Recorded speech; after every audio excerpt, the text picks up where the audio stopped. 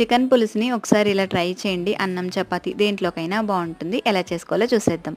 ముందుగా ప్యాన్ పెట్టుకొని కొద్దిగా ఆయిల్ వేసి సన్నగా తరిగిన ఉల్లిపాయలు, పచ్చిమిరపకాయల చిలుకులు వేసి ఉల్లిపాయలు వేగేంత వరకు వేయించుకోవాలి. క్లీన్ చేసి పెట్టుకున్న చికెన్‌ని వేసుకోండి. నేనైతే 1 కేజీ చికెన్ తీసుకుంటున్నాను. దీంట్లోకి కొద్దిగా కరివేపాకు, కచ్చా పచ్చాగా దంచిన అల్లం వెల్లుల్లి పేస్ట్ వేసి బాగా మిక్స్ చేసుకోవాలి.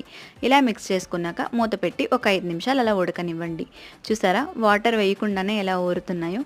మనకు కొద్దిగా పులుసుగా కావాలి కాబట్టి నేను 1 గ్లాస్ వేసుకుంటున్నాను. ఇప్పుడు మసాలాకి హాఫ్ కప్ పెరుగు తీసుకొని కారం, పసుపు, గరం మసాలా, ధనియాల పొడి, కొద్దిగా ఉప్పు వేసి బాగా మిక్స్ చేసుకోవాలి. ఇప్పుడు ఈ మిక్చర్ని కూడా ఉడుకుతున్న చికెన్లోకి వేసి బాగా మిక్స్ చేసుకోండి.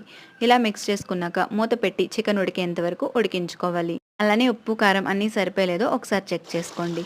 ఇలా ఉడుకుతున్నప్పుడు వేస్తేనే అన్నీ చికెన్కి బాగా పడతాయన్నమాట.